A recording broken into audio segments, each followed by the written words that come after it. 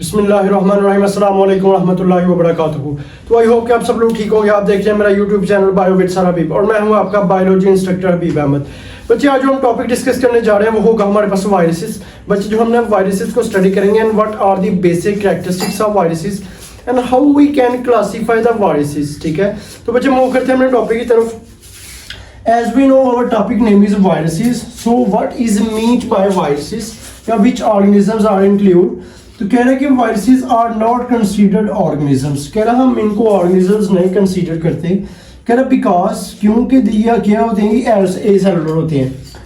इस what is meant by acellular? Acellular का मतलब क्या होता है? Not made up of cells. यानी आप ये कह सकते हैं कि जो हमारे पास वायरसेस होते हैं उनकी जो बॉडी होती है वो सेल से नहीं बनी होती, it not made up of cells. ठीक है, इसलिए आप इसको बच्चे बोलते हैं ए सेलुलर। ठीक है, तो वायरस की सबसे पहली कैरेक्टरिस्टिक्स क्या है बच्चे? हमारे पास क्या होती हैं? ए सेलुलर होते हैं। ठीक है, सेकेंडली अगर बात करते हैं they lack any of characteristics of 3 domains of life.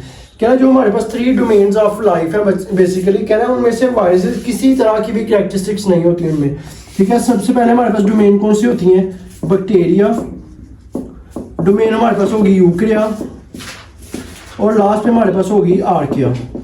ठीक है, तो बच्चे कह सकते हैं कि जो वायरसेस होते हैं वायरसेस के अंदर इन तीनों डोमेन्स की तरह की कोई भी कैरेक्टरिस्टिक्स नहीं होती। ठीक है, तो आप कह सकते हैं they lack any of the characteristics of 3 domains of life. ठीक है, नेक्स्ट अगर इसकी डेफिनेशन की बात करते हैं what is made by viruses, तो कह रहा virus consist of nucleic acid. कह रहा वायरस के अंदर बच्चे न्यूक्लिक एसिड होता है। न्यूक्लिक एसिड के अंदर बच्चे हमारे पास डीएनए भी आता है और आरएनए भी आता है। इसको डीएनए और आरएनए को बच्चे आप कलेक्टिवली बोलते हैं न्यूक्लिक एसिड। तो कह रहा जो वायरस होता है वायरस के अंदर वायरस क्या होता है? इसके अंदर कंसिस्ट ऑफ होता है न्यूक्लिक एसिड। ठीक है, इसके अंदर न्यूक्लिक एसिड होगा और न्यूक्लिक एसिड के अंदर क्या प्रेजेंट होता है? DNA and RNA. कह रहा surrounded by a protein coat. कह रहा जो प्रोटीन कोट होती है उसने डीएनए और आरएनए को दोनों को क्या किया होता है? सराउंड किया होता है। फॉर एग्जांपल लेट्स सपोज ये हमारे पास प्रोटीन कोट है, तो कह रहा इसके अंदर क्या प्रेजेंट होता है? हमारे पास डीएनए प्रेजेंट होता है और आरएनए प्रेजेंट होता है।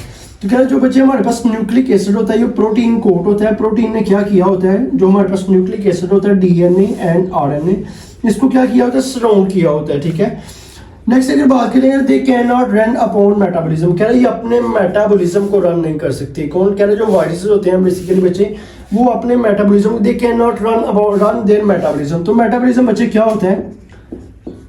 The sum of all the chemical reactions, the sum of chemical reactions occurs in body. कह रहा बॉडी के अंदर जितने भी केमिकल रिएक्शंस हो रहे होते हैं, ठीक है, तो कह रहा वो जो केमिकल रिएक्शंस होते हैं वो वायरस की बॉडी में नहीं होते। तो आप कह सकते हैं कि virus can not run their metabolism. ठीक है, and depend upon host cell. लेकिन ये किसके ऊपर डिपेंड करते हैं बच्चे? होस्ट सेल के ऊपर। So what is host cell? Host cell बच्चे आप बोलते हैं कि वायरस कह रहा है कि the body on which virus live. कह रहा ये बच्चे आप होस्ट सेल उसको बोलते हैं जिसके ऊपर जिस बॉडी के ऊपर जो है ना वायरस रहता है या जिस बॉडी के ऊपर वायरस अटैक करेगा। ठीक है, तो इसको आप बोलते हैं होस्ट सेल। ठीक है, तो कह रहे जो वायरसेस होते हैं बच्चे वो होस्ट सेल के ऊपर डिपेंड करते हैं। अब होस्ट सेल बच्चे हमारे पास बेसिकली 3 टाइप्स के होंगे। ठीक है, लाइक आप कह सकते हैं इसमें एनिमल्स भी आ सकते हैं। ठीक है, लाइक इसमें आप बैक्टीरिया भी आ सकते हैं और इसमें वायरसेस प्लांट भी आ सकते हैं। ठीक है, यानी होस्ट सेल बच्चे आप बोलते हैं ऐसे ऑर्गेनिज्म जिनकी बॉडी के ऊपर बैक्टीरिया वायरस क्या करेगा? लिव करेगा, रहेगा। ठीक है, उसमें बच्चे वायरस भी आ सकते हैं, उसमें हमारे पास प्लांट भी आ सकते हैं, यानी प्लांट की बॉडी के ऊपर भी वायरस स्टे कर सकते हैं, लिव कर सकते हैं, एनिमल्स की बॉडी के ऊपर और बैक्टीरिया के ऊपर भी। सो इसको आप बच्चे बोलते हैं होस्ट सेल। ठीक है, कह रहा है कि to replicate and synthesise their proteins. कह रहा है जो वायरस होता है बच्चे बेसिकली वो कह रहा है कि वो जो अपना होस्ट सेल होता है वायरस का उसके ऊपर क्या करेगा? डिपेंड करेगा, ताकि वो जो होस्ट सेल है वो वायरसेस की क्या करे? जो उसकी प्रोटीन है उसको रिप्लिकेट करवाए, उसके अलावा इसकी क्या करवाए? प्रोटीन को सिंथेसिस करवाए। ठीक है, तो बच्चे ये था हमारा जो बेसिक इंट्रोडक्शन था अबाउट वायरसेस। नेक्स्ट बच्चे हम डिस्कस करते हैं क्लासिफिकेशन ऑफ वायरसेस, यानी how we can classify viruses. ठीक है, तो सबसे पहले कह रहा है कि viruses are classified on the base of several characteristic. कह रहा है वायरस को जो है ना हम डिफरेंट कैरेक्टरिस्टिक्स की बेस के ऊपर जो है ना डिफरेंट आप इसको क्या कर सकते हैं? क्लासिफाई कर सकते हैं। लाइक सबसे पहले अगर बात करते हैं मॉर्फोलॉजी, तो कह रहा है मॉर्फोलॉजी के ऊपर भी मार्कोलॉजी के बेस के भी ऊपर क्या करते हैं आप वायरसेस को क्या करते हैं? क्लासिफाई करते हैं। नेक्स्ट जेनेटिक मटेरियल के लिए भी आप करते हैं, यानी वायरस का जेनेटिक मटेरियल होगा उसके बेस पे भी आप वायरसेस को क्लासीफाई करेंगे। और थर्डली हमारे पास क्या होगा, रिप्लिकेशन स्ट्रेटजी। कह रहा है रिप्लिकेशन स्ट्रेटजी की बेस के ऊपर भी क्या करते हैं, हम वायरसेस को क्लासीफाई करते हैं। सो सबसे पहले हम क्लासीफाई पढ़ते हैं classification on the base of host range, यानी जो सबसे पहली क्लासिफिकेशन होगी वो किसके ऊपर बेस होगी बच्चे, बेस ऑफ होस्ट रेंज, यानी जो वायरसेस होते हैं उनके होस्ट के यानी होस्ट की बेस के ऊपर वो क्या करते हैं, हम क्लासीफाई करते हैं वायरसेस को। तो कह रहे हैं कि on the basis of host we can classify viruses into different groups, like इसमें हम एनिमल वायरसेस आ सकते हैं, प्लांट वायरसेस हैं, बैक्टीरियोफेजेस हैं, आर्किया वायरसेस हैं। So firstly we will discuss about animal viruses. Animal viruses क्या होता है बच्चे, ये एनिमल का होस्ट होगा। तो कह रहे हैं ये जो वायरसेस होते हैं ये इन्फेक्ट करते हैं एनिमल्स को। ये बच्चे जो एनिमल वायरसेस होते हैं वो एनिमल की बॉडी को क्या करेंगे, इन्फेक्ट करेंगे, यानी जब उसके अंदर इन्फेक्शन काज करवा देंगे तो कह रहा है डिफरेंट डिजीजेस हो जाएंगे वो एनिमल्स को। लाइक अगर हम इसकी एग्जांपल की बात करते हैं वायरसेस की, what are the examples of animal viruses, तो सबसे पहले कह रहा है इन्फ्लुएंजा वायरस है और लास्ट पे क्या हमारे पास रैबीज, ठीक है। सेकेंडली अगर मूव करते हैं हम प्लांट वायरसेस के, कह रहा है ये जो प्लांट वायरसेस होते हैं बच्चे ये क्या करेंगे, प्लांट्स को इफेक्ट करेंगे, ठीक है। जब ये प्लांट्स को इफेक्ट करते हैं तो बच्चे बेसिकली क्या होता है कि प्लांट्स के ऊपर डिफरेंट डिजीजेस काज करवाएंगे, ठीक है। अगर हम इसकी बच्चे एग्जांपल्स की बात करते हैं, what are the examples of plant viruses, तो कह रहा है इसमें पोटैटो वायरस आएगा, ठीक है, और सेकेंडली आएगा टोबैको मोज़ेक वायरस, ठीक है। सेकेंडली लास्ट में हम थर्डली पढ़ते हैं बैक्टीरियोफेजेस क्या होती हैं, यानी जो बैक्टीरियोफेजेस वायरसेस होते हैं कह रहे ये क्या करेंगे, इन्फेक्ट बैक्टीरिया, ये बैक्टीरिया को क्या करेंगे, इन्फेक्शन काज करवाएंगे बैक्टीरिया के अंदर। अच्छा फॉर एग्जांपल इसमें T4 फेज आ रहा है और लैम्डा फेज आ रहा है, तो कह रहा है these are both the common examples of bacteriophages. Last पे बच्चे हम पढ़ते हैं आर्कियल वायरसेस क्या होते हैं। आर्कियल का बच्चे जो वर्ड है वो निकला आर्किया से, ठीक है। Archaea it is the one of the domain of life, यानी जिसको आप डोमेन आर्किया बोलते हैं। तो कहना जो आर्कियल वायरसेस होते हैं वो क्या करेंगे, आर्किया को क्या करेंगे, आप कह सकते हैं इन्फेक्ट करते हैं। अब आर्किया के अंदर कौन से ऑर्गेनिजम्स आ रहे हैं मुझे, बेसिकली हमारे पास आ रही है प्रिमिटिव ऑर्गेनिजम्स होते हैं, प्रिमिटिव यानी जो सबसे पुराने हमारे पास जानदार होते हैं। कह रहा है ये जो वो उनको आप बोलते हैं आर्किया। इनकी जो सेल वॉल बच्ची होती है वो पेप्टाइडोग्लाइकन से बनी होगी, पेप्टाइडोग्लाइकन, ठीक है।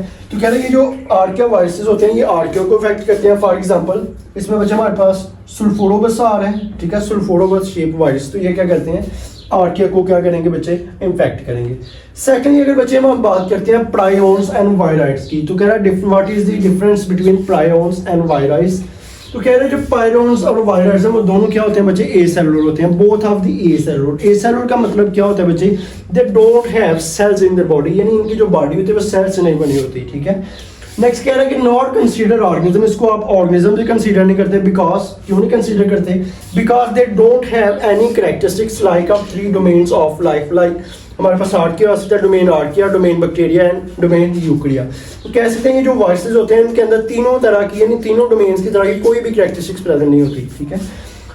बच्चे अगर हम बात करते हैं प्रायोन्स की, प्रायोन्स क्या होते हैं, कह रहा prions compose of protein only, इसके अंदर सिर्फ और सिर्फ प्रोटीन होगा, ठीक है। और अगर हम इसकी कह रहे हैं कि ये जो काज कह रहे हैं cause infection disease in certain plants, कह रहा है ये सम प्लांट्स के अंदर क्या करते हैं डिजीज काज करवाएंगे। सेकेंडली अगर हम बात करते हैं वायराइड्स के बारे में, व्हाट आर वायराइड्स, तो आप कह सकते हैं कंपोस्ट ऑफ आरएनए ओनली, इसके अंदर बच्चे क्या होगा सिर्फ और सिर्फ आरएनए प्रेजेंट होगा।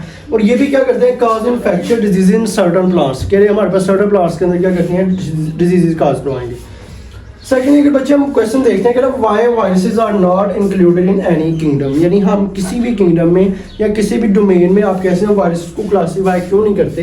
तो कह रहे हैं because they lack characteristics any of these domains of life. कह रहे हैं इसके अंदर बच्चे बेसिकली तीनों डोमेन जो हमारे पास होते हैं domains of life, archaea, bacteria and eukarya, उनके अंदर किसी तरह की भी कैरेक्टरिस्टिक्स नहीं होती वायरसेस के अंदर। So we can not classify the viruses into any kingdom और एनी डोमेन, ठीक है।